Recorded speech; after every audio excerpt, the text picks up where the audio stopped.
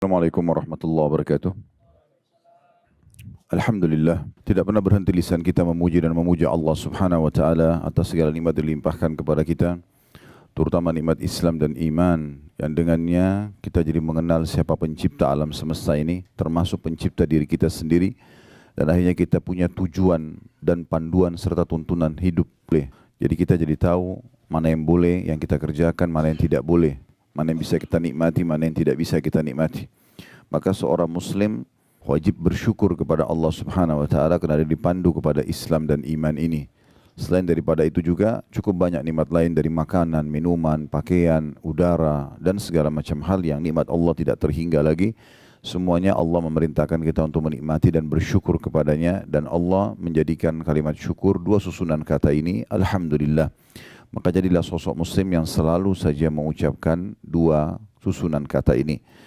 Selanjutnya kita panjatkan salam hormat kita kepada utusan Allah Nabi besar Muhammad sallallahu alaihi wa ala alihi wa sahbihi wasallam, sebagaimana Allah telah perintahkan kita untuk mengucapkan salam hormat kepada beliau, dan juga tentunya berharap balasan yang telah Allah janjikan, yaitu mengucapkan satu kali salam hormat akan dibalas oleh Allah Subhanahu wa taala dengan 10 rahmat, dan rahmat Allah meliputi segala sesuatunya, pengampunan dosa, peninggian derajat, pemenuhan kebutuhan dan solusi dari permasalahan-permasalahan hidup. Hari ini kita ada kajian buku kecil, judulnya 10 penyebab lapangnya dada atau lapangnya hati tepatnya. 10 penyebab lapangnya hati seseorang. Buku ini kita sudah berada, dan pada hari ini pada poin yang ke-10 yang terakhir insyaAllah yang akan kita bahas. Dan sebelumnya kita mengingatkan kembali kalau memang ada hadis Nabi SAW, dalam jasad manusia ada segumpal darah. Kalau dia baik, maka akan baik seluruh aktivitas orang tersebut. Dan juga jasadnya sendiri juga akan baik, sehat. Dan kalau dia rusak, maka rusaklah semuanya. Kata Nabi SAW, itulah hati manusia.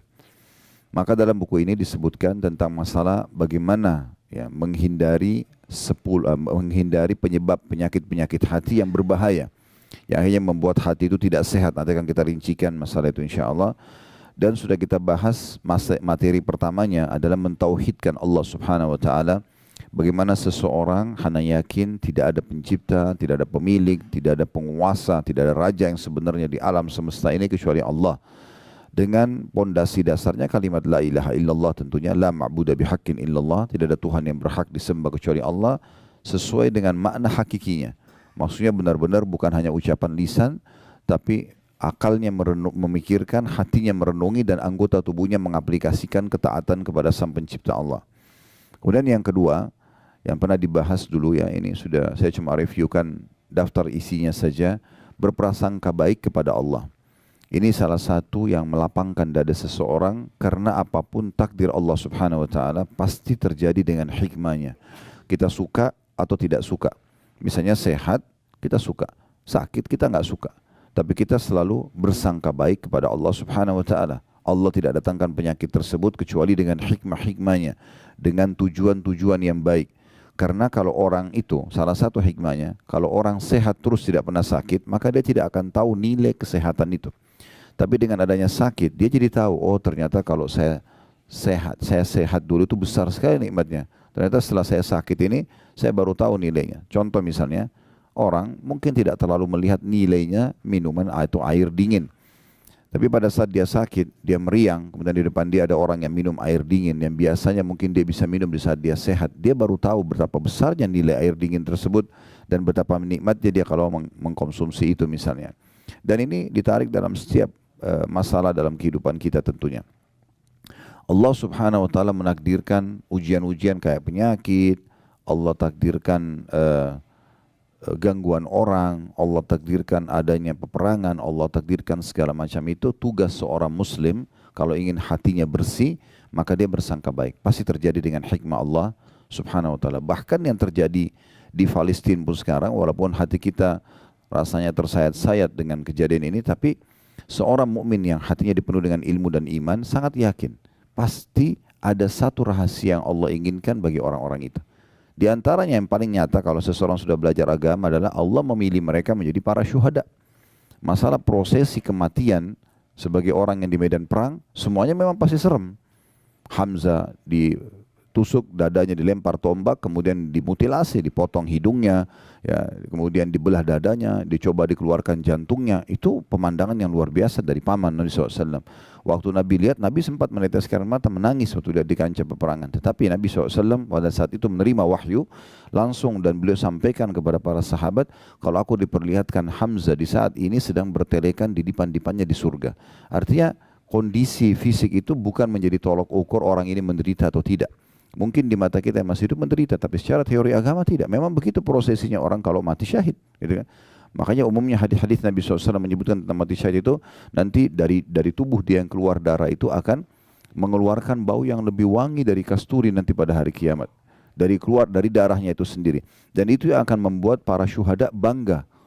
Makanya kata Nabi SAW, tidak ada satu orang pun yang masuk ke surga berharap kembali ke dunia kecuali para syahid, dengan tujuan agar mereka merasakan lagi prosesi kematian itu.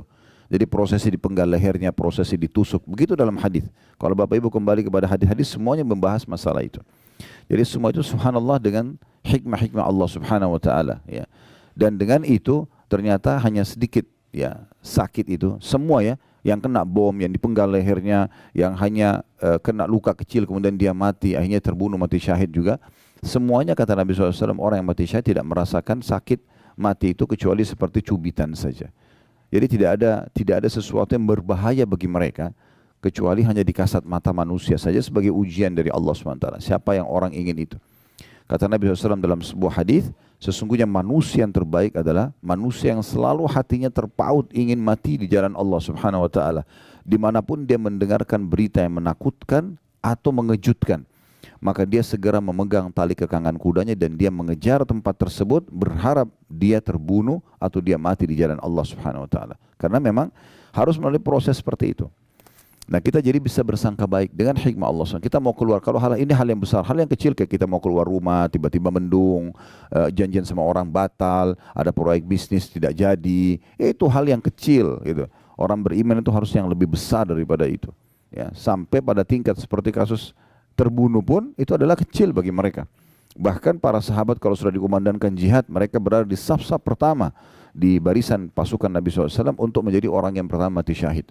Ya, nanti kita akan ceritakan di Uhud tentang bagaimana kasus terlibatnya sahabat-sahabat yang masih kecil, ya, Rafi ibn Khadij, kemudian Samurah bin Jundub, 13 tahun ngotot kepada Nabi SAW untuk ikut berperang, dan mereka menunjukkan keterampilan mereka. Yang satu ahli gulat, yang satu ahli memanah, sampai Nabi SAW izinkan. Padahal itu jelas di masa dulu orang kalau berperang, pedang sama pedang, 99% mati, kan gitu. Beda dengan sekarang, mungkin orang masih bisa berlindung dan segala macam. Nah itu poinnya. Jadi kita selalu bersangka baik kepada Allah SWT dengan apapun, walaupun kita nggak suka dengan keputusan tersebut. Kalau itu menyakitkan buat kita, pahala sabar kita bisa dapatkan. Dan juga kita bisa introspeksi diri. Dan kita tahu besarnya nikmat yang ada pada saat sedang tidak datang ujian tersebut. Dan pada saat kita keluar dari ujian itu, kita akan merasakan luar biasa nikmatnya. Plus lagi kita dapat pengalaman hidup. Sekian banyak hikmah yang bisa kita dapatkan. Itu salah satu yang melapangkan dada. Kemudian yang ketiga, ilmu syar'i. Belajar agama seperti ini, itu salah satu sebab lapangnya dada yang luar biasa. Artinya kalau tidak ada ilmu syar'i, tidak belajar atau mengulang-ulanginya atau memperkaya diri dengan terus mendengarkan, maka berarti dia tidak akan lapang dadanya, ya. Nah, ilmu syar'i itu seperti misalnya ada yang hadir di pengajian begini, contoh, ya. Kemudian dia pernah melakukan perbuatan dosa. Dia tersentuh dengan satu ayat, satu hadis, sebuah kisah, dia meneteskan air mata, saya salah, kembali. Itu manfaatnya luar biasa itu. Mungkin kalau dia tidak hadir ilmu syar'i, dia tidak akan sadari kesalahannya dan akan berbahaya buat dia di kehidupan dunianya karena dia terus bisa mengulangi kesalahan tersebut. Jangan nanti Allah Subhanahu wa taala akan mendatangkan kebencian manusia dari perbuatan itu, kemudian ada siksa kubur, ya, kematian yang buruk, siksa kubur, kemudian juga berat di mahsyar, tambah lagi neraka nanti di akhir. Jadi semua itu dengan hikmah-hikmah Allah Subhanahu wa taala, di antaranya belajar ilmu syar'i ini melapangkan dada. Yang keempat itu sudah disebutkan oleh penulis, masalah berzikir, banyak berdoa kepada Allah Subhanahu wa taala. Ini bukan hanya berzikir, bukan hanya berdoa, tapi banyak berdoa, banyak berzikir. Tidak ada waktu yang kita lewatin, kesempatan kecuali kita berdoa. Apa saja momen yang kita lihat, Contoh kita lihat sebuah nikmat depan mata kita. Kita berdoa agar nikmat itu tidak dihilangkan oleh Allah SWT dan Allah tambahkan serta Allah berkahi. Pasangan hidup, anak-anak, harta melimpah. Jangan berhenti itu berdoa. Doa itu adalah senjata yang paling baik bagi seorang muslim. Begitu juga pada saat kita sedang melihat satu ujian yang ditimpakan pada orang lain, kesempatan emas kita berzikir kepada Allah dan berdoa karena kita sedang tidak diujikan. Dan juga kita berharap Allah SWT tidak timpakan kepada kita. Dan sekian banyak bahasan sudah disinggung pada saat itu. Nanti Bapak Ibu jemaah haji terus secara khusus yang belum mengikutinya bisa melihat di playlist YouTube insya Allah ya. Kemudian yang selanjutnya ada yang kelima adalah bersegera meninggalkan segala macam maksiat dan muhasabah untuk introspeksi diri. Kalau ada pelanggaran-pelanggaran agama itu pasti akan menyempitkan dada. Berarti kalau ada poin itu harus segera meninggalkannya. Dan setiap maksiat sekecil apapun sampai sebesar apapun sangat ya relevan atau sangat dekat sekali dengan hukuman dari Allah Subhanahu wa taala. Yang keenam itu adalah senantiasa melaksanakan kewajiban-kewajiban, mengemas sebaik mungkin kewajiban yang Allah berikan. Jadi jangan sampai kita sholat malam yang kalau kita ibaratkan supaya mudah difahami, dia ikan teri ya, membuat ikan paus sholat subuhnya lewat. Ya. Sementara yang ini yang wajib, harusnya dia lebih khusyuk, dia lebih tepat waktu, dia lebih perhatian dengan yang wajib-wajibnya. Begitu juga dengan puasa Ramadannya, begitu juga dengan zakatnya dibandingkan sedekahnya, hajinya dibandingkan umrohnya. Semua ini adalah hal yang harus dia fokus dan itu sudah juga panjang lebar dijelaskan. Yang ketujuh bergaul dengan orang-orang saleh. Ini juga sudah jelaskan, nanti akan kita singgung lagi karena di poin ke-10 nanti ada singgungan masalah ini. Yang ke-8 membaca Al-Quran dan rutin membacanya sehingga menjadi tak sahabatnya atau memang bacaan rutinnya. Ya. Ngerti tidak ngerti. Dan di saat itu kami sudah jelaskan tentang 4 hal yang merupakan hak Al-Quran, membacanya ngerti tidak ngerti. Dengan cara diurut dari Al-Fatihah, Al-Baqarah, Al-Imran, terus An-Nisa, Al-Ma'idah, Al-An'am sampai surah nomor 114. Ya. Ulangi lagi, begitu terus. Yang kedua tadabbur. Tadabbur itu berarti membaca hanya beberapa ayat saja dari surah-surah tertentu, tujuannya untuk merenungi makna-makna dan mengambil ilmu dan hikmahnya. Kita boleh dari surah yang kita menarik bagi kita, misalnya kita ingin tahu kenapa dalam Al-Quran ada nama-nama hewan, ada surah Al-Baqarah sapi betina, ada An-Naml semut, ada An-Nahl lebah, gitu kan.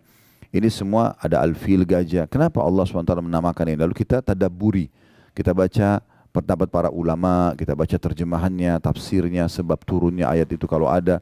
Semua ini akan menambah kepada kita iman kepada Al-Quran. Yang ketiga menghafalnya.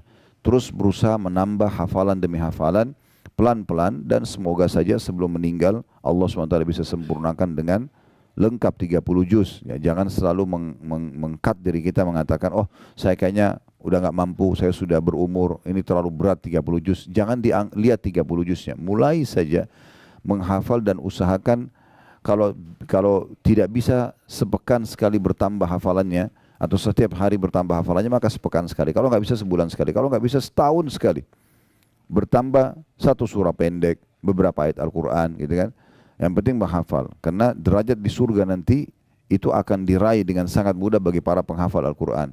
Karena kata Nabi SAW, nanti para penghafal Al-Quran akan dikatakan pada hari kiamat, bacalah sebagaimana kau baca di dunia, sesungguhnya kedudukanmu adalah tempat akhir ayat yang kamu baca. Sebagian ulama mengatakan tangga-tangga surga untuk mencapai derajat tertinggi itu sejumlah ayat-ayat Al-Quran. Sehingga kalau dia baca satu ayat diangkat satu tangga. Begitu terus sampai dia tiba di tempat tertinggi. Yang keempat, yang terakhir mengamalkan isinya. Kemudian yang kesembilan berbuat baik kepada sesama. Jadi bagaimana kita membantu orang lain, memuliakan orang lain dan segala macam hal. Ini kemarin di pelajaran Riyadhus Shalihin sudah kita singgung sebenarnya ya. Ini juga sudah kami bahas pada pekan lalu sebenarnya di bahasan buku ini. Tidak diulangi lagi karena kita akan masuk ke materi ke-10 untuk melapangkan dada, yaitu membuang kedengkian hati dan berkeinginan keras untuk membersihkannya. Nah, kita akan bicara di poin ke-10 ini penyakit-penyakit hati. Ya, jadi hati itu punya penyakit-penyakit. Ulama membagi hati Bapak Ibu sekalian menjadi 3 bagian. Ada hati yang paling sehat, ya. Kemudian ada hati yang sakit, dan ada hati yang mati. 3 hati ini memang dirincikan oleh para ulama ya. Kalau hati yang sehat ini hati yang diisi semuanya dengan keimanan, ilmu agama dan ketakwaan kepada Allah Subhanahu wa taala. Caranya harus banyak belajar ya.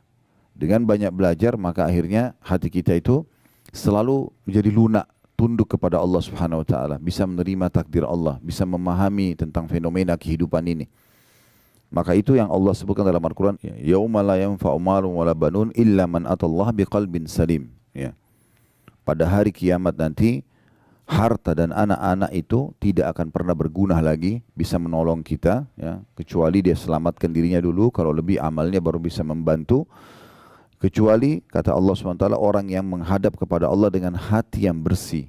Nah, hati yang bersih ini ulama menjelaskan tentang masalah hati yang bersih itu. Hati yang berisikan dengan tauhid kepada Allah SWT itu nomor satu dulu. Selalu saja dalam hatinya cuma ada satu Tuhan. Dia yakin kalau dia sedang sehat, sedang ada nikmat, yang ciptakan dia Allah, yang ciptakan nikmat itu Allah, yang bisa pertahankan hanya Allah. Kalau sedang ada ujian, dia sakit misalnya, atau ada gangguan, dia yakin yang ciptakan dia Allah, yang ciptakan masalah itu Allah, yang bisa memberikan solusi hanya Allah. Sehingga hatinya penuh dengan ketakwaan kepada Allah SWT dan dia tauhidkan hatinya. Ya, kayak ini butuh banyak sekali belajar agama dan berharap agar Allah Subhanahu wa taala menambahkan keimanan dalam hatinya. Saya pernah jelaskan dan saya ingatkan kembali, ilmu syar'i yang Bapak Ibu belajar ini seperti duduk seperti sini 1 jam, 2 jam dengarin, atau dengarin online kalau kita sekarang, itu pondasi keimanan. Tidak bisa iman kita itu ada dalam hati yang membuat kita bisa menerima takdir Allah, kita bisa bersabar kalau ada ujian, kita bisa bersyukur kalau ada nikmat, kecuali dia harus ada imannya.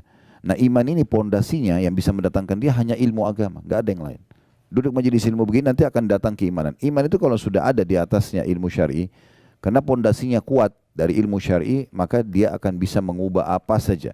Orang buruk menjadi baik, orang bodoh menjadi pintar, orang penakut jadi pemberani, orang pelit jadi dermawan, semua bisa berubah.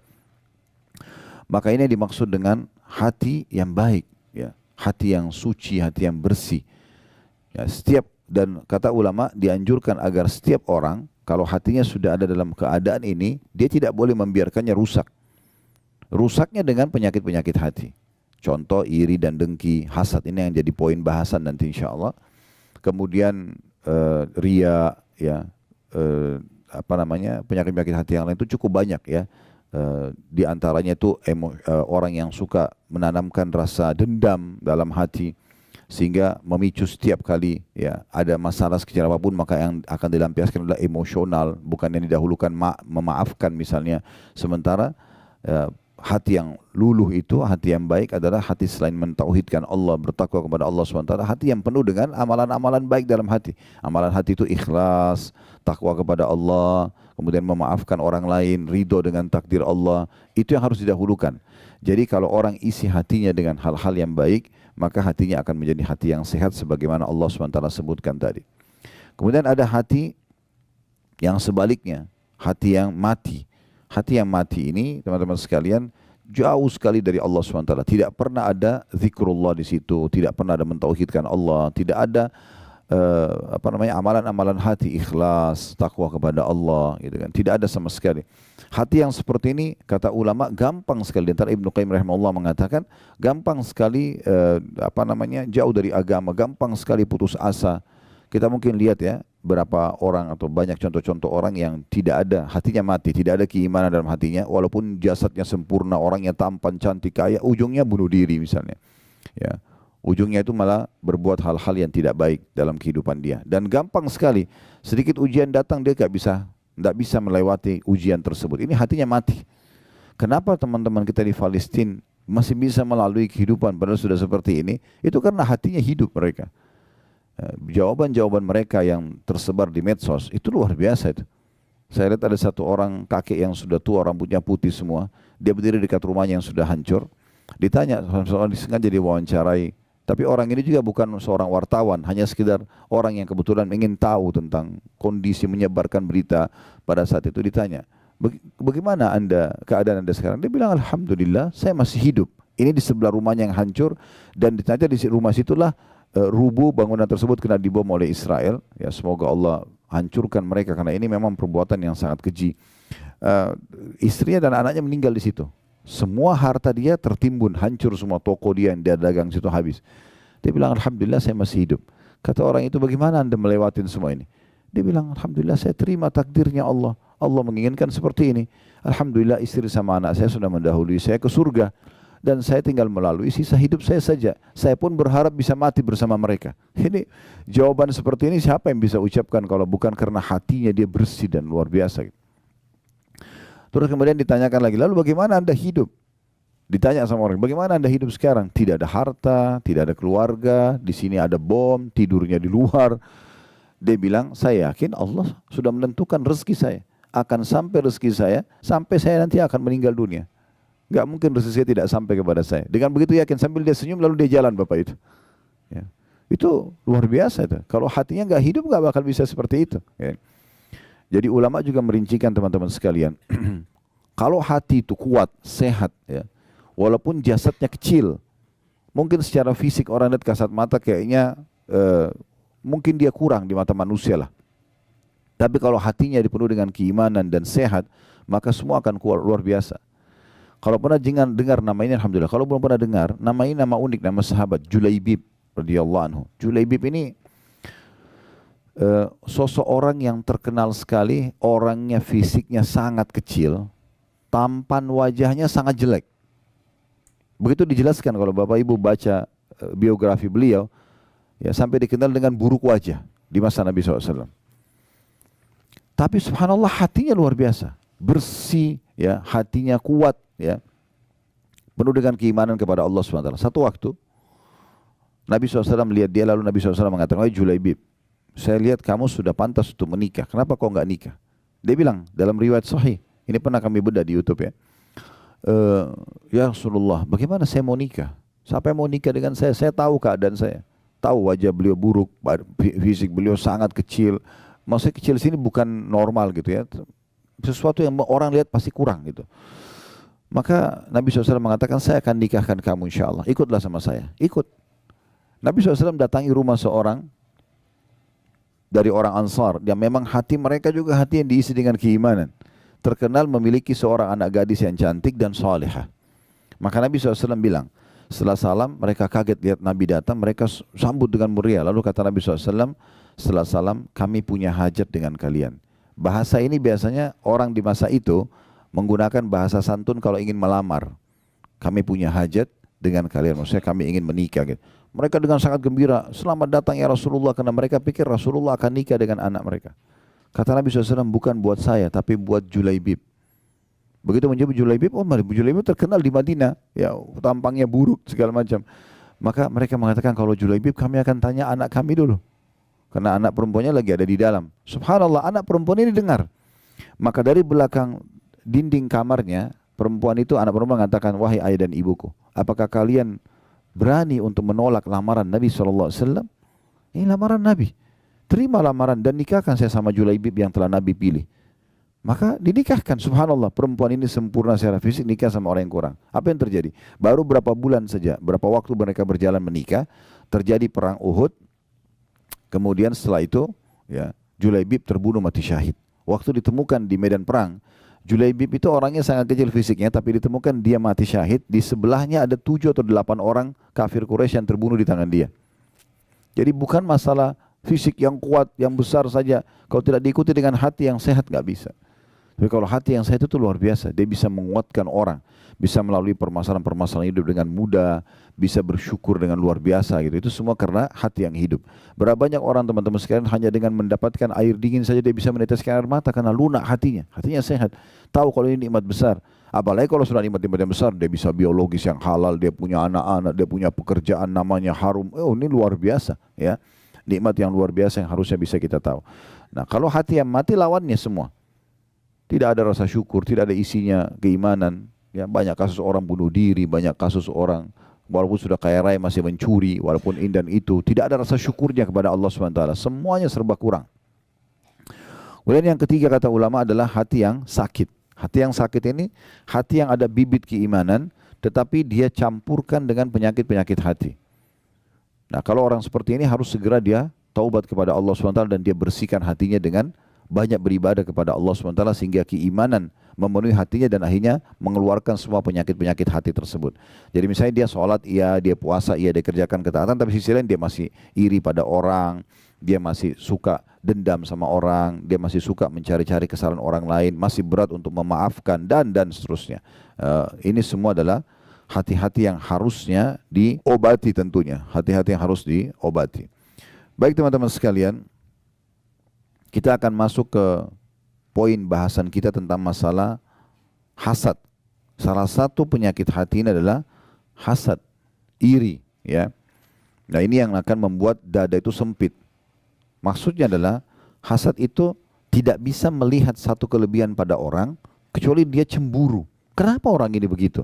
Kenapa dia tampan, kenapa dia cantik, kenapa dia pintar, kenapa dia kaya, kenapa ini, kenapa itu, kenapa dia nikah sama itu, kenapa dia punya anak sekian orang, kenapa anaknya bisa lulus, kenapa. Semuanya pertanyaan kenapanya adalah iri melihat keadaan orang. Dan ini penyakit hati yang luar biasa. Ya.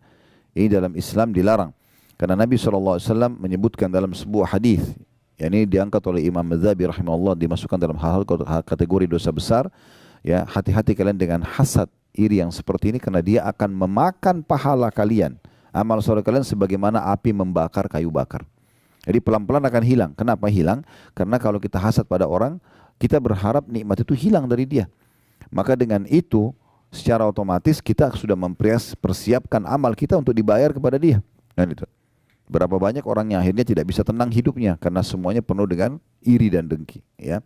Nah, ini yang dilarang oleh ulama. Menurut jumhur ulama, bahwasanya hasad yang haram ini itu adalah iri yang diikuti dengan berharap hilangnya nikmat dari orang lain. Nikmat ini bisa berupa harta, kedudukan, ilmu, kelebihan fisik, keturunan, atau apa saja di sekitarnya. Dan ini disebutkan oleh Syekh Utsaimin rahimahullah dalam buku beliau Syarah Al-Arba'in An-Nawawiyah. Ya, ini di halaman 368.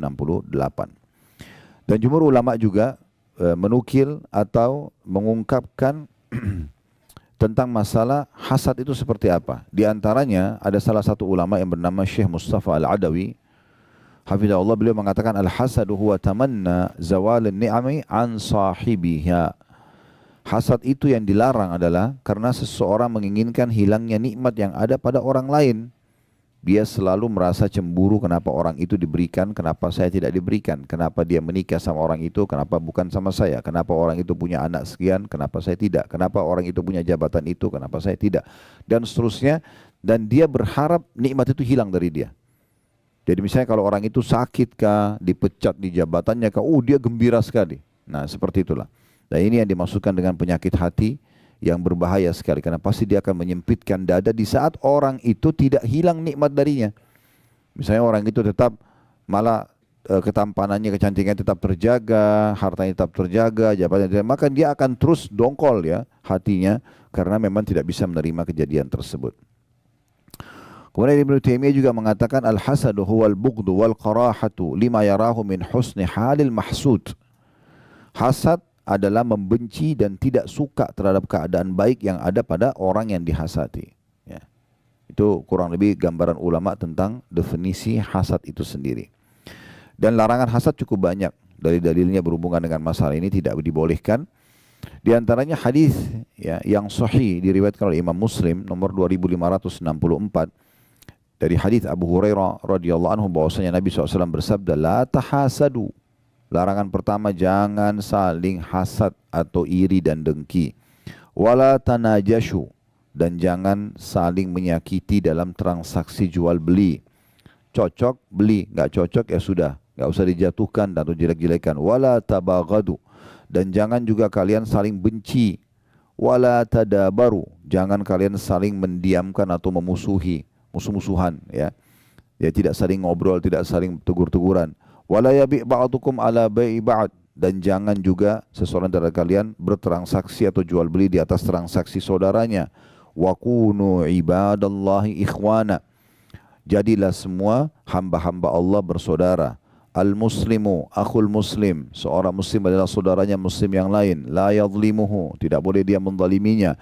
Wala yakhdhuluhu, dan tidak boleh dia menelantarkannya, membiarkannya dalam kondisi ya tidak dipenuhi kebutuhan padahal kita mampu ya. Wala yakdzibuhu, dia tidak boleh berdusta atau membohonginya. Wala yahkiruhu, tidak boleh dia menghinanya. at-taqwa hahuna wa yushiru ila sadrihi sallallahu alaihi wasallam thalatha marrat. Lalu beliau mengatakan ketakwaan itu ada di sini. Untuk menerima perintah yang saya sampaikan ini, pesan yang saya sampaikan ini dari Allah, kata Nabi SAW, ada harus diikuti dengan ketakwaan dan itu ada di sini. Beliau berikan isyarat di hatinya atau di jantungnya. Bihasbi imri'in minasyarr an yahkira akhahu muslim. Sungguh kata Nabi SAW, cukuplah satu dosa yang sangat berbahaya bagi seseorang kalau dia menghinakan dan menjatuhkan saudaranya muslim. Kullu muslimin ala muslimin haram. Semua muslim terhadap muslim yang lainnya hukumnya haram. Damuhu, darahnya enggak boleh tumpahkan. Wa maluhu, dan hartanya. Wa irduhu, dan juga kehormatannya. Hadis yang mulia ini teman-teman sekalian, itu luar biasa. Bagaimana banyak sekali pelajaran bisa kita ambil. Tapi yang uniknya, Nabi SAW memulai dengan kata-kata la tahasadu. Jangan kalian saling iri satu sama yang lain. Ya.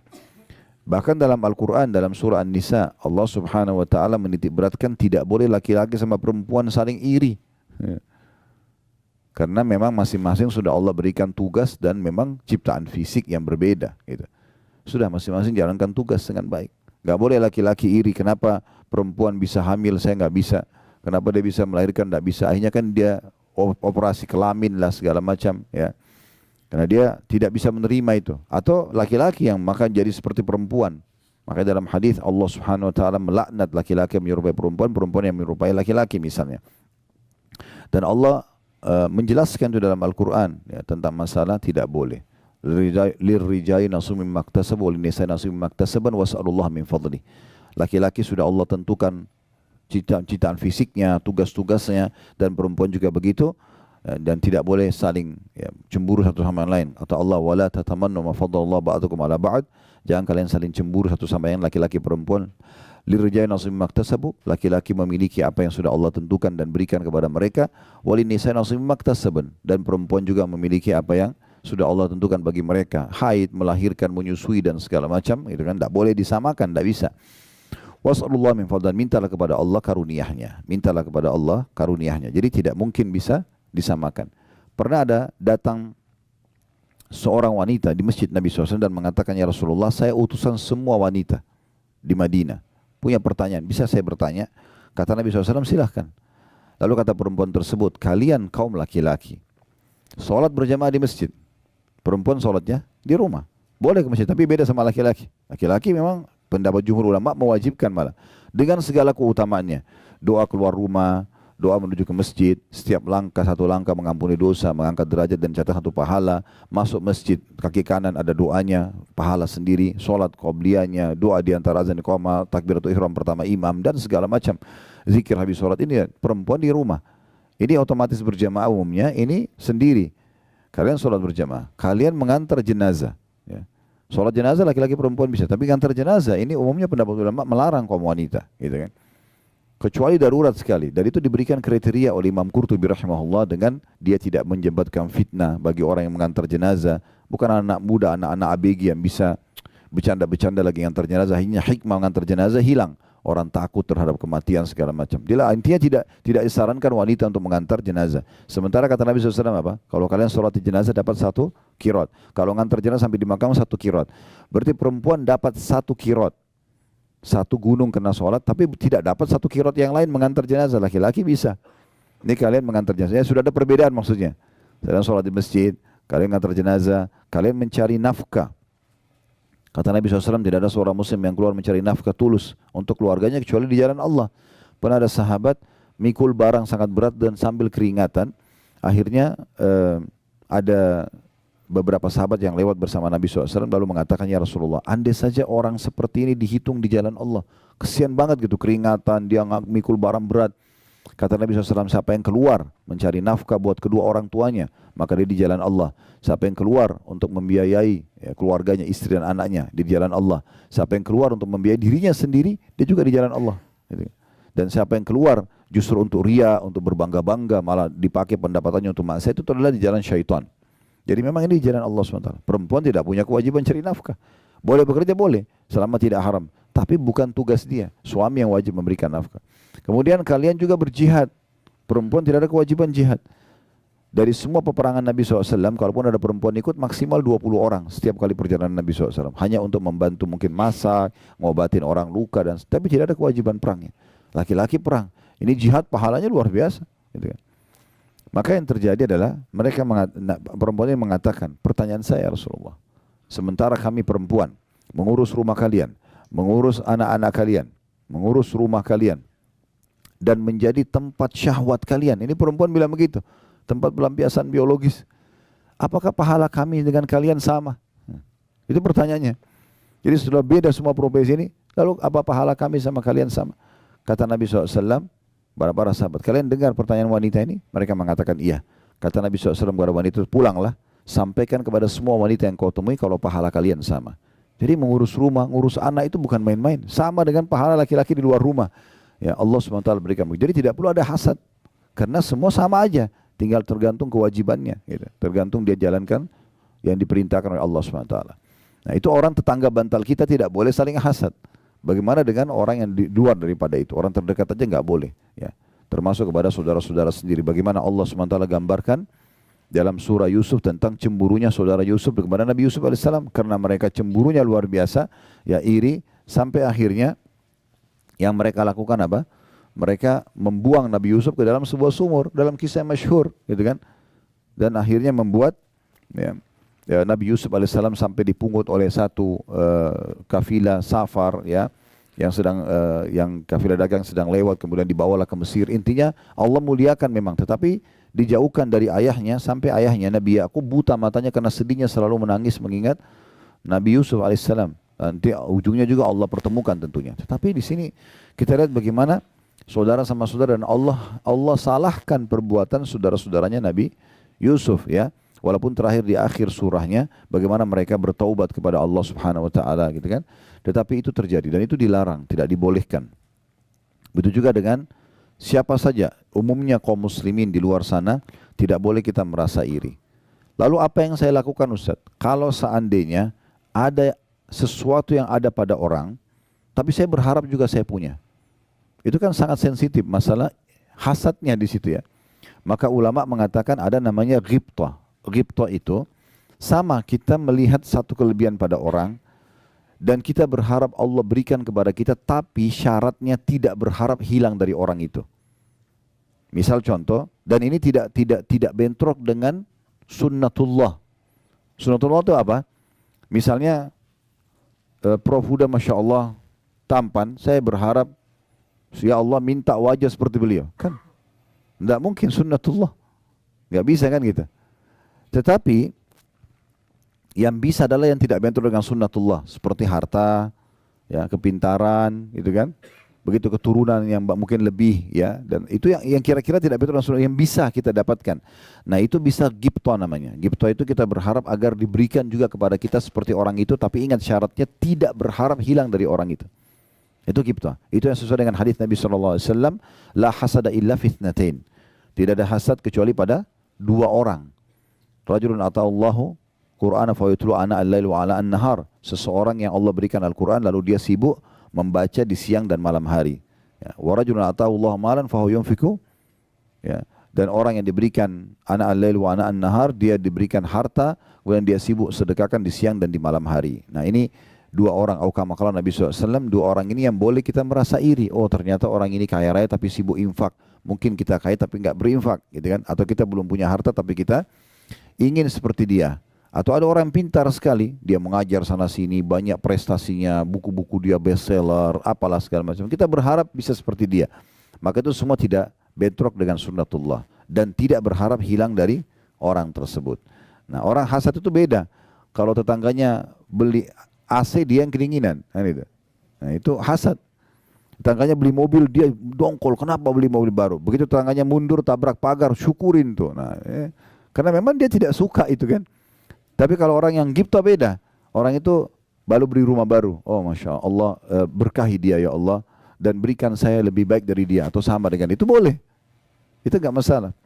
Subhanallah, ada satu hal yang saya lihat dari teman-teman saya yang ada di sini di Saudi. Dan itu kayak sudah memasyarakat di sini. Kalau kita kayak cerita ini, saya kemarin baru misalnya seorang dokter buka klinik Pertama ucapan mereka itu, Barakallahu fiik, semoga Allah berkahi, semoga Allah begini, semoga Allah kembangkan. Begitu. Karena mereka faham hadis Nabi SAW, tidak ada seorang muslim yang mendoakan muslim yang lain kecuali malaikat di atas kepalanya mengatakan wala kamithluhu wala kamithlu. Kau akan dapat yang sama, kau akan dapat yang sama. Jadi sebenarnya kita kalau doakan, kalau ada misalnya ada orang kaya nih, ada orang sukses, kita bilang doakan supaya dia lebih sukses. Mungkin kita akan bertanya, untuk apa? Sudah sukses. Sebenarnya doa yang kita panjatkan, semoga Allah berkahi dia ya Allah, semoga apalah langgengkan hubungan rumah tangganya, semoga ini dan itu sebenarnya kita sedang doakan diri kita sendiri.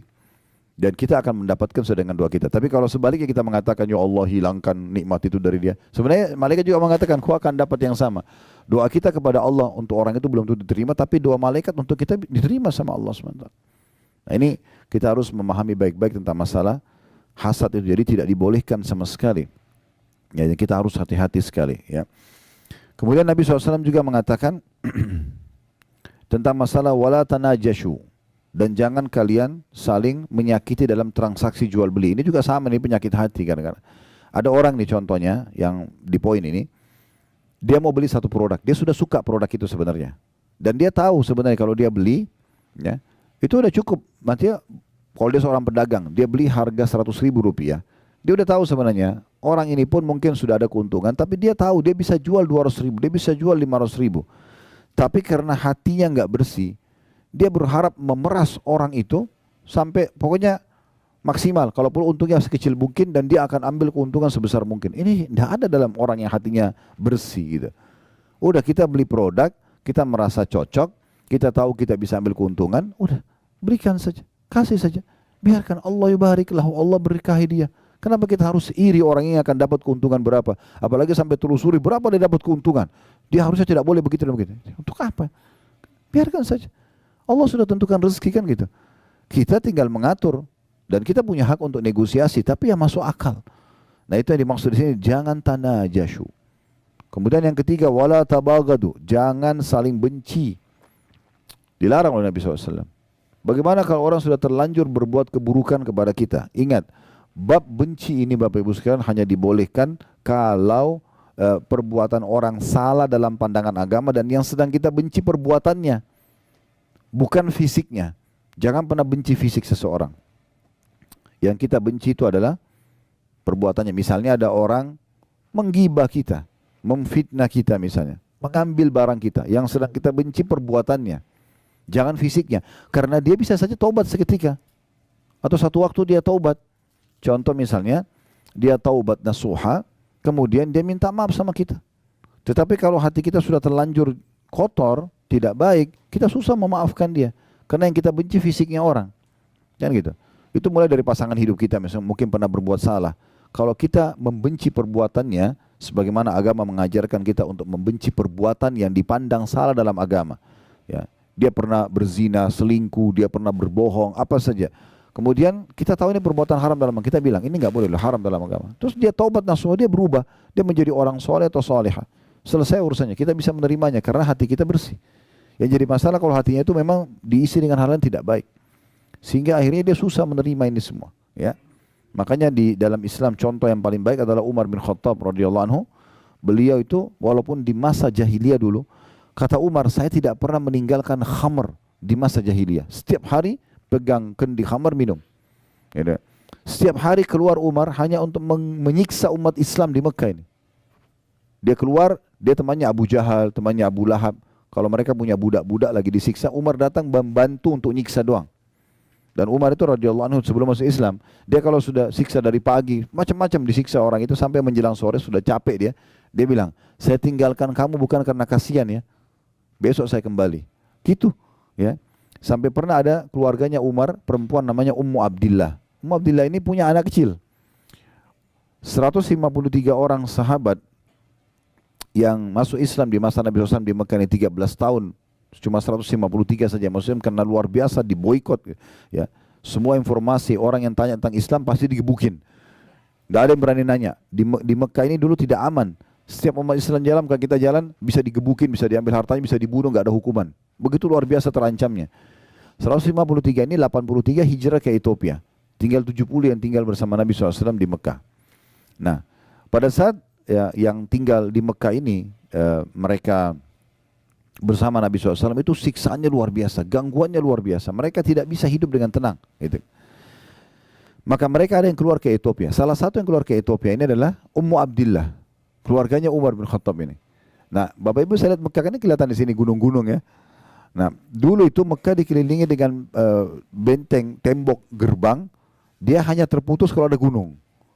Gerbang lagi, dinding yang tinggi, baru gunung lagi, begitu-begitu. Nah, pintu gerbangnya dulu Mekah itu tidak banyak. Satu atau dua. Pintu utamanya pintu Bani Syaibah namanya. Nah, waktu itu kebetulan Umar bin Khattab yang berjaga-jaga. Beliau yang jaga. Dan Umar terkenal sangat keras dengan umat Islam. Ummu Abdillah ini tahu, semua teman-temannya kaum muslimin sudah berhasil keluar dan mereka janjian di satu lembah di padang pasir, tapi nggak disebutin di mana.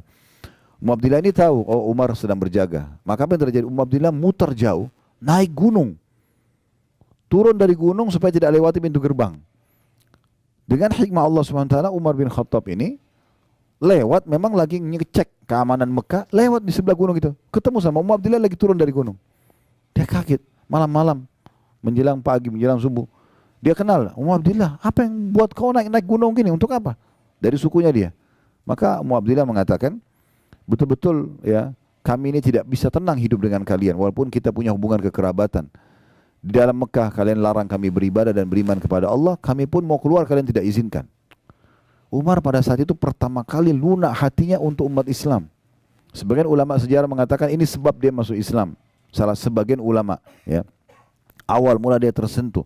Lalu dia mengatakan, memang kau mau kemana? Kata Umar, perempuan di masa itu kan bukan kayak sekarang naik pesawat, aman, tiket, ada pengawasan. Gak ada orang naik kuda, jalan kaki, bisa dirampok tengah jalan. Zaman dulu tuh kayak mustahil orang keluar, apalagi malam hari. Maka kata dia, saya mau ke Habasyah, mereka itu menyelamatkan agama saya. Mulai Umar berenung, lalu Umar mengatakan, pergilah Ummu Abdillah, semoga kau dilindungi. Pergilah Ummu Abdillah ini, ketemu sama teman-temannya di padang pasir. Lalu mereka tanya semua, kenapa kau terlambat Ummu Abdillah? Dia cerita, yang jaga pintu gerbang Umar. Saya naik gunung, jadi saya selamatkan diri. Tapi dengan hikmah Allah saya turun ketemu Umar. Oh, mereka semua penasaran, tahu Umar ini luar biasa gitu benci dengan Islam. Maka kata mereka, lalu apa yang terjadi? Umar mengatakan kepada saya, kau mau kemana? Saya ceritakan semua. Setelah saya ceritakan semua, dan Umar mengizinkan saya pergi. Bahkan Umar mengatakan, semoga kau dilindungi. Lalu kata salah satu orang yang hadir di situ, dari sahabat-sahabat Nabi mengatakan, mudah-mudahan jadi sebab masuk Islamnya Umar. Apa kata mayoritas sahabat? Kalau Umar tidak mungkin masuk Islam sampai unta masuk ke lubang jarum. Karena kayak nggak mungkin masuk Islam gitu. Kayak nggak masuk akal mereka bisa masuk Islam. Lalu mereka diam semuanya. Subhanallah, betul. Beberapa hari setelah itu, Umar bin Khattab mendengar kekacauan, maksudnya bagi dia ini sudah kekacauan di Mekah. Kenapa kok ada agama baru ini? Sehingga membuat suami istri bisa berpisah, keluarga sama keluarga berpisah. Yang satu beriman pada risalah Nabi SAW, yang satu tetap menyembah berhala. Dia keluar nenteng pedang, saya mau bunuh Muhammad sekarang. Gitu niatnya keluar. Di tengah jalan dia ketemu dengan satu orang sahabat. Lihat, di Mekah ini dulu terkenal Bapak Ibu sekalian, Umar itu kalau sudah pegang pedang, berarti dia mau bunuh orang. Udah, dan kalau dia sudah keluar, dia mati atau orang itu mati. Begitu prinsipnya. Jadi sangat tegas. Maka orang ini lihat, ditanya, hai Umar mau kemana? Dia bilang, saya mau bunuh Muhammad. Karena orang ini takut nanti dia datang bunuh Nabi. Maka Nabi itu ada di pinggiran kota Madinah, itu di Darul Arqam ya, satu sahabat yang umurnya cuma 16 tahun, tapi Masya Allah dia siapin rumahnya untuk menampung dakwah Nabi SAW. Yang jelas waktu itu dia mau alihkan, lalu dia mengatakan, kenapa kau cari Muhammad? Tapi dia sembunyikan keislamannya. Sementara adikmu sendiri perempuan, adik Umar bernama Fatimah, sudah masuk Islam, masuk agama Muhammad. Umar tambah marah. Apa benar? Dia datang ke rumah adiknya. Rupanya adiknya lagi belajar Al-Quran sama suaminya dan terdengar suara. Diketuk pintu, terlat dibuka, didobrak pintu sama dia. Dia masuk. Apa yang kamu baca tadi? Dan seterusnya. Dia marah-marah. Akhirnya dia mau ambil Quran itu, adiknya tahan. Maka dipukul, dia pukul adiknya. Ya, dalam beberapa riwayat sejarah dikatakan dia pukul dan akhirnya adiknya jatuh. Suaminya, si adiknya ini, suaminya Fatimah atau adik iparnya dia mau membantu tapi dipukul juga. Mereka tidak berani sama Umar. Melihat kejadian tersebut, Umar tersentuh. Ini agama apa kalian ini? Kenapa kok sampai begini kalian belahnya gitu? Maka Umar bilang, tolong kasih kepada saya mau baca. Kata adiknya, tidak bisa, kau kafir najis. Kalau kau sudah mandi baru saya kasih. Begitu dalam buku sejarah. Maka Umar mandi lalu kemudian dia buka, dia baca surah Toha, surah nomor 20 dalam Al-Quran. Beberapa ayat pertama. Kurang lebih maknanya, kami turunkan Al-Quran bukan untuk membuat musydih hai Muhammad. Kemudian ada cerita Nabi Musa alaihissalam, isinya luar biasa dan dia ngerti dalam bahasa dia, tersentuh hatinya. Lalu Umar mulai, yang tadinya badannya sangat ditinggikan, orang yang kekar dan orang yang pemberani, tiba-tiba dia tuntukin iparnya, lihat ini kayaknya ada perubahan dengan baca Quran. Maka tiba-tiba dia mengatakan, tolong tunjukkan di mana Muhammad. Lalu dipandulah sampai ketemu dengan Nabi SAW. Waktu dari jauh dia datang, dia masih pakai baju perangnya, dia masih pegang pedangnya. Maka sahabat yang lihat dari lantai 2-nya rumahnya Arqam ini, ya, melihat Umar datang. Semua sahabat ketakutan. Maka kata Hamzah itu, ya Rasulullah, saya yang hadapi dia. Ya, ada apa-apa? Mereka tidak tahu kalau mau masuk Islam. Ya. Kata Nabi SAW tidak. Hamzah masuklah ke dalam kamar, nanti saya yang hadapi. Begitu dibuka pintu, Umar tundukin kepalanya lihat Nabi SAW, lalu kemudian dipanggil oleh Nabi, lalu Nabi pegang pundaknya dan digoyang dengan keras sambil mengatakan, hai Umar, belum tibakah saatnya kau tunduk dengan agama Allah? Maka Umar tundukin kepala 2-3 kali sampai akhirnya beliau masuk Islam. Tapi yang jadi saksi bahasan kita teman-teman, Umar bin Khattab kalau kita mau benci fisiknya, ya itu sudah tidak ada orang yang suka sama dia. Semua hal yang dilakukan keburukan pada masa itu, ya, apalagi untuk umat Islam. Tapi subhanallah, apa kata para sahabat? Kami merasa termuliakan setelah masuk Islamnya Umar. Ya, dan Nabi SAW berdoa, ya Allah muliakanlah Islam dengan salah satu dari 2 Umar. Umar bin Khattab dan Amr bin Hisham. Ini Abu Jahal. Abu Jahal ini julukannya namanya dia Amr bin Hisham. Karena 2 orang ini pemimpin Mekah dan kalau ambil satu keputusan dia nggak mau mundur. Pokoknya dia jalan aja, punya prinsip. Nah, gitu. Tapi luar biasa, bagaimana kita ambil pelajaran teman-teman, kita tidak melihat fisik orang, tapi kita sedang melihat perbuatan salahnya. Kalau ini kita lakukan, hati kita bisa bersih. Ya. Tapi kapan kita benci fisiknya, ini menjadi masalah. Ya. Dan kita sulit sekali memaafkan orang. Kenapa banyak orang susah memaafkan orang? Karena dia benci fisiknya. Ya. Ini saya kasih contoh yang lain supaya mudah difahami. Kita kasih contoh di makanan misalnya. Ya. Kalau teman-teman satu waktu makan ikan, amis ikannya. Yang kita benci apanya? Ikan atau amisnya? Nah banyak orang tidak, ikannya yang dia benci. Sehingga dia tidak mau makan ikan. Dia pikir semua ikan amis. Benar nggak? Sekarang antum makan jeruk. Jeruknya asam. Yang kita tidak suka apanya? Nah banyak orang tidak begitu. Dia benci jeruknya. Ya. Jadi yang dia benci fisiknya ini yang salah. Sehingga akhirnya membuat dia tidak mau sama sekali makan lagi itu. Tidak mau lagi, tidak mau. Ada orang begitu. Pernikahan. Rusak pernikahannya. Yang dia benci, ya pernikahannya keliru. Masalah kan ada permasalahan dengan sifatnya pasangan dia. Belum tentu semua orang sama. Saya berapa kali nasihatin orang begitu. Dia berumah sudah janda atau duda, datang konsultasi dengan keluarga mereka. Kemudian minta saran, ini soalnya tidak mau menikah lagi. Ada yang sampai 10 tahun, ada yang sampai sekian lama. Kenapa? Trauma dengan yang itu. Trauma dengan masalah ya perbuatan pasangan yang dulu, tapi dia tidak boleh membenci pernikahannya, itu nggak ada urusannya sama pernikahannya. Bisa saja dia dapat orang yang lebih baik gitu. Ya, istri saya kebetulan waktu itu kami masih di Makassar, punya sahabat dekat. Qadarullah terjadi yang tidak baik antara rumah tangga dia sama istrinya gitu. Ya, mereka juga waktu itu masih agak jauh dari agama, tapi intinya perempuan ini teman dekat istri saya. Terjadi cerai sama suaminya, intinya perempuan itu terpengaruh dengan laki-laki lain sampai akhirnya dia nikah sama laki-laki lain, ditinggalkan suaminya, merasa terpukul segala macam gitu ya. Mungkin setelah kejadian itu sekitar 6-7 tahun seingat saya kalau saya tidak salah. Ada tablik akbar di Makassar, saya sudah pindah ke Jakarta, tablik akbar di Makassar. Di masjid yang besar waktu itu ya, Masjid Al-Markas. Alhamdulillah waktu itu selesai tablik akbar, lalu ada satu orang dari jauh manggil saya, Assalamualaikum Ustaz. Saya pikir jemaah umumnya salaman. Terus dia bilang, antum lupa sama saya. Ingat-ingat siapa orang ini, karena berubah. Dia sudah jenggotan, dia pakai baju koko, dulunya tidak seperti itu. Kemudian dia bilang, saya si Fulan disebut namanya. Oh iya, Masya Allah, saya tahu masalah rumah tangganya dia. Ini gimana caranya nih, jangan sampai dia tersinggung. Ya. Terus saya cuma bicara secara umum. Tapi dia sendiri bilang, Alhamdulillah Ustaz, saya sudah berumah tangga lagi. Oh Masya Allah ya. Bahkan sekarang saya sudah punya 2 atau 3 anak gitu. Terus gimana Masya Allah, bagaimana ceritanya? Oh dia bilang Alhamdulillah, mungkin dengan hikmah Allah dulu saya justru cerai dengan pasangan saya karena dulu tidak punya anak memang mereka ya. Dan dengan perbuatan yang dilakukan istri akhirnya Allah pisahkan, dan Alhamdulillah Allah kasih sekarang saya muslim yang baik, dan saya sekarang punya rumah tangga bahagia. Nah karena dia tidak benci, dia tidak trauma dengan pernikahannya, dia cuma trauma dengan perbuatan istrinya, dia bisa menikah lagi contohnya. Dan sekian banyak hal yang kita bisa tarik dalam masalah ini. Nah itu Sedikit rincian lebih dalam Bapak Ibu sekalian tentang masalah wala tadabaru. Jangan wala tagabaru. Tabagadu, jangan saling membenci. Kemudian wala tadabaru. Nabi SAW mengatakan jangan kalian saling mendiamkan. Dalam sebuah riwayat lain tidak boleh seorang muslim mendiamkan saudaranya lebih dari 3 hari. Ya, musuh-musuhan lah ya. Ini tidak boleh. Saran saya, ini cuma saran saja. Kalau Bapak Ibu ingin tenang hidupnya, ingin bahagia, ada permasalahan apapun, jangan diinapkan. Selesaikan pada saat itu. Suami istri kah, sama siapapun, clearkan langsung. Duduk, masalahnya apa? Ini. Yang salah, minta maaf. Yang benar, memaafkan. Buka lembaran baru. Memang begitu kehidupan kita teman-teman sekalian.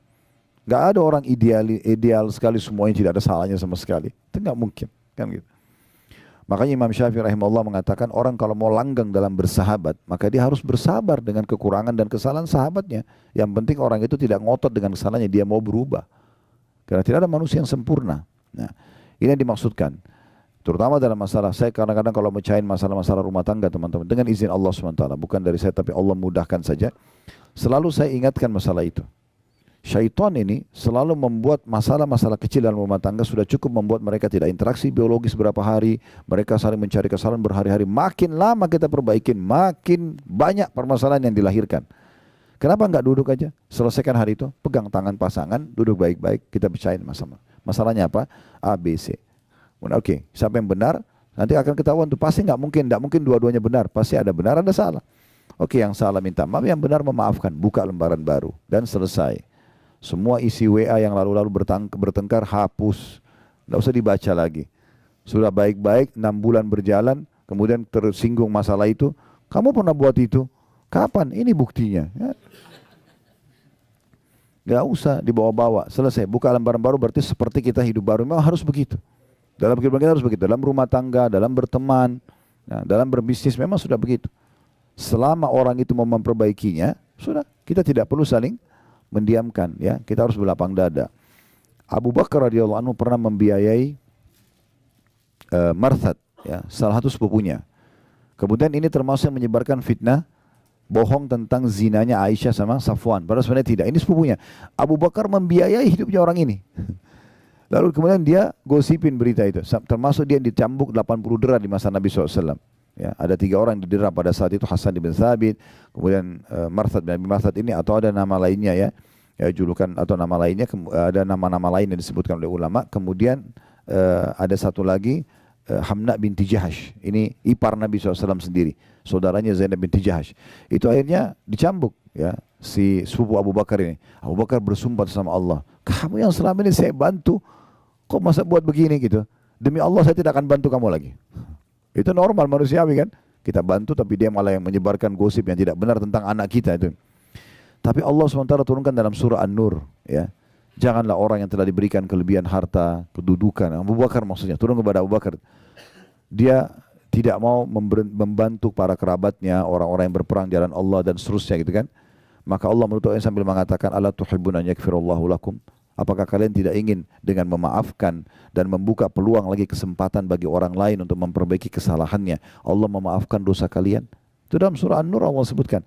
Maka Abu Bakar langsung mengatakan dalam riwayat-riwayat yang sahih, "Ya Tuhanku, aku ingin engkau memaafkanku." Lalu dia bayar kafarah sumpahnya, lalu dia kembali membiayai hidupnya sepupunya tadi. Ya. Tapi di sini tentu sepupunya dalam kondisi bertobat, mengakui kesalahannya. Ya. Maka di sini yang berarti yang dia benci bukan fisik, tapi dia benci perbuatan yang dilakukan tadi. Selama orang tinggalkan selesai. Kemudian wala yabi' ba'dukum ala bai'i ba'd, dan janganlah kalian transaksi di atas transaksi ya saudaranya. Jadi termasuk kalau sudah mulai negosiasi. Contoh kita masuk ke ada si A masuk ke satu toko baju, diambil baju itu dari hanger, dia lagi mau lihat. Enggak boleh teman-teman datang, "Oh, ini bagus. Ini buat saya aja." Selama dia masih pegang enggak boleh. Walaupun belum terjadi jual beli. Kalau dia sudah batalin, ya, dia batalin, dia taruh, memang dia sudah tidak ingin, kita tahu orang ini mungkin masih ragu, dia masih mau pilih yang lain, baru kita bilang, ya ini sudah selesai, ya baru kita ambil, gitu, ya. Itu begitu saya tidak boleh. Apalagi kalau orang sudah bayar DP, orang sudah transaksi, baru kita batalin dengan cara kita memberikan harga yang lebih mahal. Ini semua hukumnya haram. Transaksi sudah jadi hilang keberkahannya. Kemudian kata Nabi SAW, "Wa kunu ibadallah ikhwana." Jadilah hamba-hamba Allah yang semuanya bersaudara. Ya, kalau bersaudara berarti saling mendahulukan satu sama yang lain. Ingat kemarin kita singgung hadis Nabi SAW ya, dari Abu Sa'id Al-Khudri, di mana Nabi SAW mengatakan waktu lihat orang balik kiri kanan seperti orang butuh, kemudian Nabi bilang siapa yang punya kelebihan tunggangan bagi pada yang tidak punya, siapa yang punya kelebihan bekal berikan kepada yang tidak punya.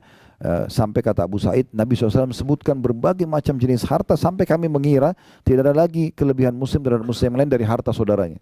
Seperti satu mobil itu punya kita semua sama-sama, rumah punya kita sama-sama, seperti gitu. Karena Nabi SAW suruh berbagi. Dan Abu Sa'id mengatakan menurut hadis kemarin kita singgung gitu ya, saya memiliki 1 ekor unta saja dan saya coba menampung 2 sampai 3 orang dan akhirnya saya membagi rata waktu penggunaan unta tersebut antara saya dengan saudara-saudara saya tersebut. Jadi memang luar biasa bagaimana Islam datang membangun ukhuwah ini ya. Kisah yang masyhur yang kita tidak asing lagi tentang Abdurrahman bin Auf dengan Sa'ad bin Ubadah radhiyallahu anhu. Sa'ad bin Ubadah memiliki setengah harta kebun kurma di Madinah, dia punya 2 orang istri.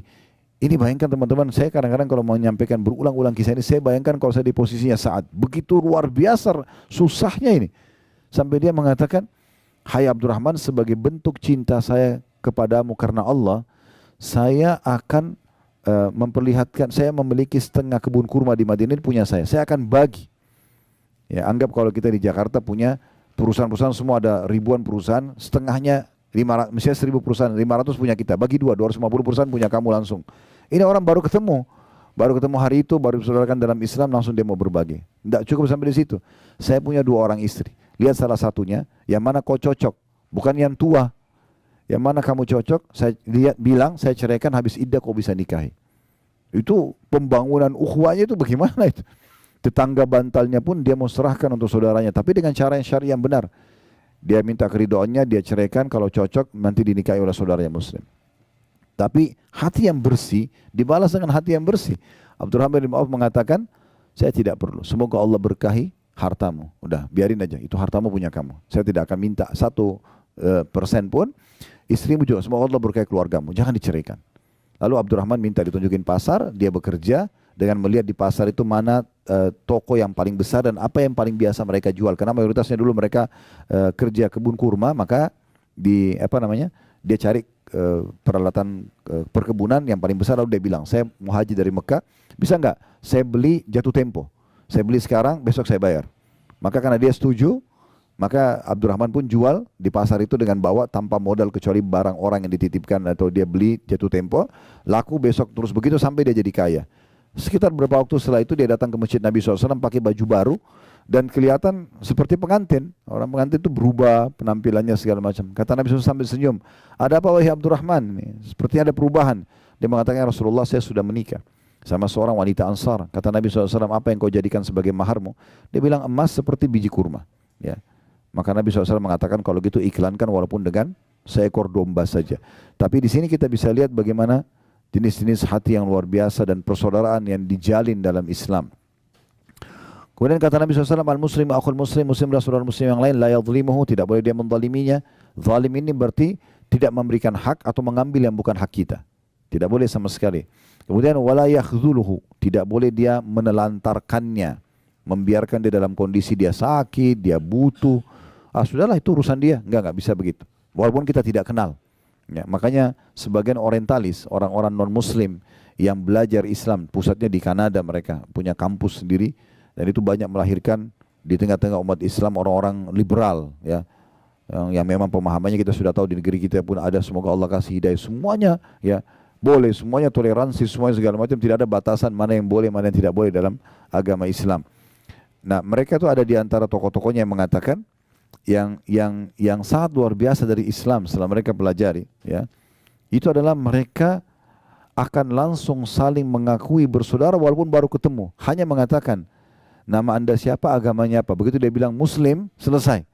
Seperti sudah terangkat semua batas di antara mereka, langsung ngobrol masalah Al-Quran, masalah hadis, masalah halal haram, bisa saling bersedekah, saling bantu. Itu tidak terjadi pada komunitas lain. Jadi memang sudah seperti itu orang muslim, dia tidak akan telantarkan saudaranya. Wala yakdzibuhu, tidak boleh dia mendustakannya. Ya, apa yang disampaikan kita iakan kecuali betul dia terbukti dusta. Ya. Kemudian juga wala yahkiruhu, tidak boleh dia menghinanya. Ya. sama dengan cara apapun, misalnya menghina secara fisik, mencibirnya, ya, mempraktek baik dengan lisan ataupun dengan praktek tubuh ya. Kalau teman-teman pernah, tentu saya yakin kita hafal semua surah Al-Humazah ya. Allah SWT berfirman di ayat pertamanya, wailun likulli humazatin lumaza. Kecelakaan, kebinasaan, kehancuran, siksa di lembah neraka, itu namanya wail. Kalau Bapak Ibu baca wail seperti wailun lil mutaffifin, ya, wailun likulli humazatin lumaza, ini wail dalam bahasa Arab bisa berarti kecelakaan, kehinaan, siksaan di lembah di api neraka gitu kan. Ini semua maknanya sama. Untuk semua lumaza dan humaza. Dua kelompok. Siapa mereka? Lumaza itu yang menyebutkan aib orang lain dengan lisannya. Itu lumaza. Yang humaza bedanya cuma pertama lam, yang kedua ha. Ya. Lumaza sama humaza ya.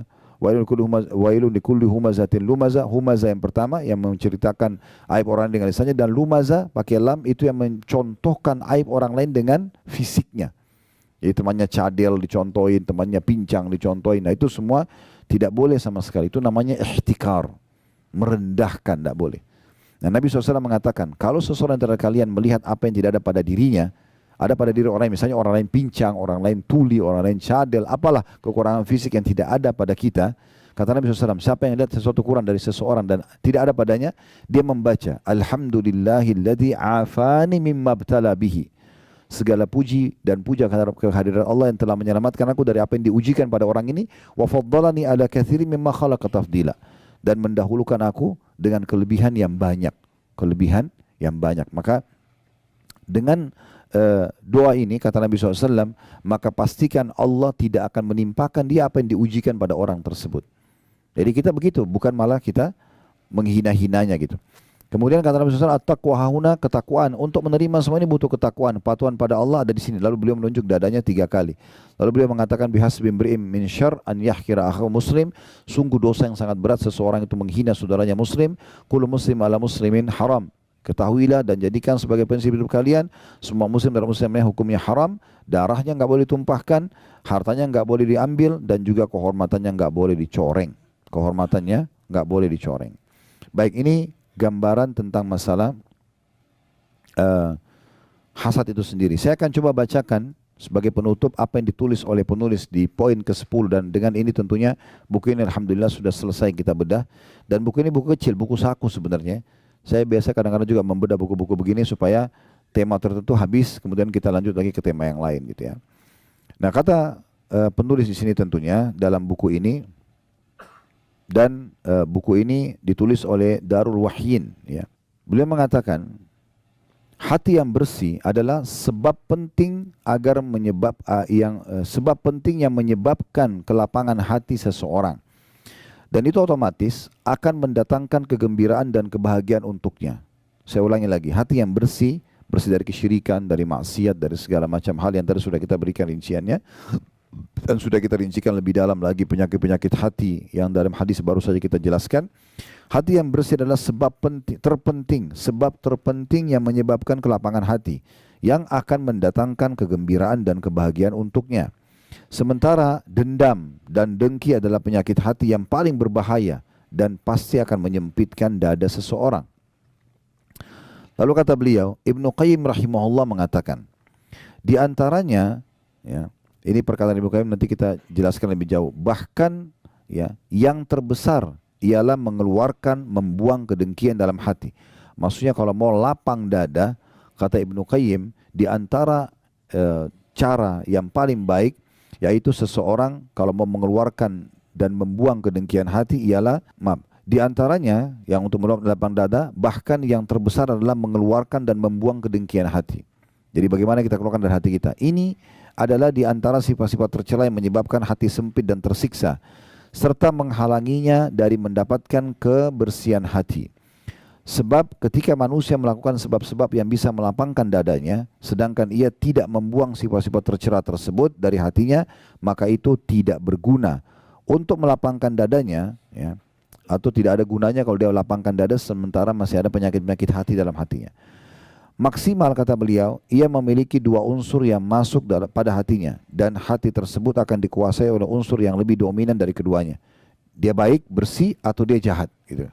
Ya. Maka kita harus pilih salah satunya. Karena itu hendaklah Anda, semoga Allah Subhanahu wa taala, ini kata Ibnu Qayyim ya, semoga Allah Subhanahu wa taala memelihara Anda, berkeinginan keras untuk membersihkan hati Anda dan menjauhkan dari segala yang dapat menyempitkannya. Tinggalkanlah permusuhan, kebencian, dan kedengkian kepada orang lain. Cintailah orang lain sebagaimana Anda mencintai diri Anda sendiri. Jadi kalau kita tidak ingin dihasati, tidak ingin diganggu, jangan juga lakukan pada orang lain. Sebagaimana kita suka dimuamalai, muamalailah orang lain dengan sama. Ini sejalan dengan firman Allah SWT dalam surah Ar-Rahman, hal jazaul ihsani illal ihsan. Semua kebaikan akan dibalas dengan kebaikan. Jadi secara rasional juga kita kalau tutur kata yang lembut, orang akan balas lembut. Ya, kita tatapan matanya syahdu, tangan kita dermawan, kita suka membantu, maka akan sama responnya dari orang lain gitu ya. Cintailah orang lain sebagaimana Anda mencintai diri Anda sendiri, niscaya Anda menjadi orang yang paling bahagia di dunia dan juga di akhirat. Lalu kemudian beliau mengatakan, semoga Allah Azza wa Jalla memberikan taufik kepada kita semua dan memberikan kebaikan dan kebahagiaan dunia dan akhirat. Lalu dengan itu penulis menutup bukunya dengan kalimat yang terakhir tadi. Intinya teman-teman sekalian dari bahasan kita, bagaimana seseorang membersihkan hatinya dari segala macam jenis hasad itu sendiri, dan sudah kita jelaskan bagaimana dia membersihkan hatinya, dan juga sudah kita jelaskan mana yang dibolehkan dalam Islam, ya, yaitu ghibthah tadi. Kita berharap nikmat yang ada pada diri orang selama tidak bentur dengan sunnatullah bisa kita dapatkan, tapi dengan tidak hilang dari orang tersebut. Allahu a'lam.